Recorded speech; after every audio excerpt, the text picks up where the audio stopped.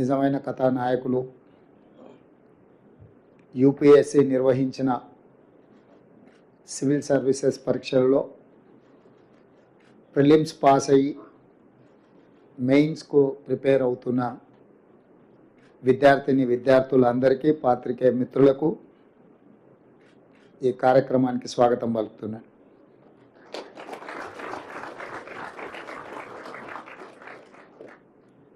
తెలంగాణ ఉద్యమం, తెలంగాణ రాష్ట్ర సాధన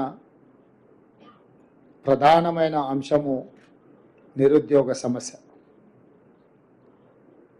నిరుద్యోగ విద్యార్థుల యొక్క ఉద్యమం, ప్రత్యేక తెలంగాణ రాష్ట్ర సాధన. అందుకే కాంగ్రెస్ పార్టీ ప్రజాప్రభుత్వం ఏర్పాటు చేసిన మరుక్షణం ఈ నిరుద్యోగ సమస్యను శాశ్వతంగా పరిష్కరించాలన్న ఆలోచనతోటి దీర్ఘకాలికంగా వాయిదాలు పడుతున్న ప్రభుత్వ నియామకాలను 90 రోజుల్లోనే 30,000 మందికి ఉద్యోగ నియామక పత్రాలు పేరున ఎల్బీ స్టేడియంకు ఆహ్వానించి ప్రజల సమక్షంలో వాళ్ళ తల్లిదండ్రుల కళ్ళల్లో ఆనందం చూస్తూ 30,000 మందికి 10 సంవత్సరాలు వాయిదాలు పడుతున్న ప్రభుత్వ ఉద్యోగ నియామకాలను చేపట్టడం జరిగింది.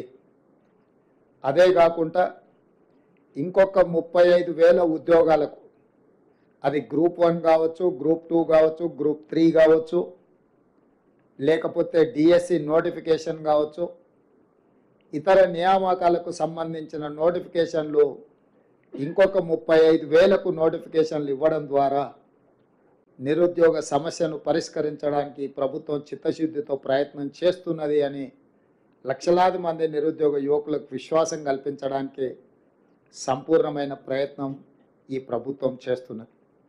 అదేవిధంగా రాష్ట్ర స్థాయి నియామకాలనే కాకుండా దేశ స్థాయిలో, అది కేంద్ర ప్రభుత్వ సర్వీసులకు సంబంధించి కావచ్చు, పబ్లిక్ సర్వీస్ కమిషన్కు సంబంధించి కావచ్చు, తెలంగాణ రాష్ట్రం నుంచి అత్యధికంగా ఈ ప్రాంత నిరుద్యోగ యువత పోటీ పరీక్షలలో పోటీపడి అందులో ఉత్తీర్ణులై ఈ దేశ నిర్మాణంలో, ఈ దేశం అభివృద్ధిలో మీరు భాగస్వాములు కావాలి, తెలంగాణ ప్రతిష్ట పెరగాలి, తెలంగాణకు సంబంధించిన మీరందరూ మా కుటుంబ సభ్యులుగా మేము భావించి, కుటుంబ పెద్దలుగా మా బట్టి విక్రమార్క గారు సింగరేణి సంస్థ నుంచి ఒక ప్రత్యేకమైన కార్యక్రమాన్ని రాజీవ్ గాంధీ సివిల్స్ అభయహస్తం కార్యక్రమం ద్వారా మీకు ఒక ఆత్మవిశ్వాసాన్ని పెంచడానికి, ఈ రాష్ట్ర ప్రభుత్వం మమ్మల్ని అనాథలుగా వదిలేయలేదు,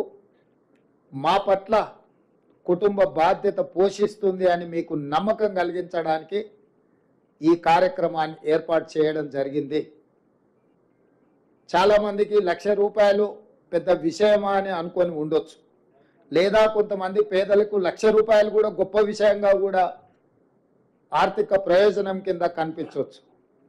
కానీ మా ప్రభుత్వం యొక్క ఉద్దేశము ఆర్థిక ప్రయోజనానికంటే కూడా, ఆర్థిక సహాయానికంటే కూడా మీరు మాకు కావలసిన వాళ్ళు, మేము మీ పట్ల ఎప్పుడు సహాయం అందించాలన్న ఆలోచనతోటి మీరు రాణిస్తే, మీరు ఇందులో ఎంపికై వివిధ రాష్ట్రాలకు, ఈ దేశానికి సేవలు అందిస్తే తెలంగాణ ప్రతిష్ట పెరుగుతుంది, మీరు మా కుటుంబ సభ్యులు అని మీకు విశ్వాసం కల్పించడానికి ఈ ప్రభుత్వం మీది, మీకోసమే ఆలోచన చేస్తుందని ఒక నమ్మకం కలిగించడానికి ఈ కార్యక్రమాన్ని ప్రధానంగా చేపట్టడం జరిగింది. మీకు తెలుసు, చాలా కాలం సచివాలయం లేదు. సచివాలయం వచ్చిన తర్వాత ఎవరిని రానివ్వకుండా పోలీసుల పహారాల మధ్యలో కాపలా కాసేది. ఒకప్పుడు నేను వచ్చినా, సీతక్క వచ్చినా, ఎవరం ఇందులో అధికారులను కలవడానికి వస్తే బయటనే పోలీసులు అరెస్ట్ చేసి తీసుకెళ్ళి పోలీస్ స్టేషన్లలో నిర్బంధించే పరిస్థితి. అక్కడి నుంచి ఈరోజు ఈ సచివాలయం తెలంగాణ ప్రజలది, మీలాంటి వాళ్ళందరూ ఇందులోకి రావచ్చు, ఇది మనది అని ఒక నమ్మకం కలిగించడానికి ప్రత్యేకంగా సచివాలయంలోనే ఈ కార్యక్రమాన్ని ఏర్పాటు చేద్దామని ఉప ముఖ్యమంత్రి గారు సూచన చేయడం, మేము ఆమోదించి మిమ్మల్ని అందరినీ కూడా ఇక్కడికి ఆహ్వానించడం జరిగింది. ఈరోజు నా సూచన ఒక్కటే, మీ అన్నగా మీరు ప్రిలిమ్స్ క్లియర్ చేయడమే కాదు, మెయిన్స్ క్లియర్ చేసి ఇంటర్వ్యూలలో కూడా సెలెక్ట్ అయ్యి తెలంగాణ ప్రతిష్ట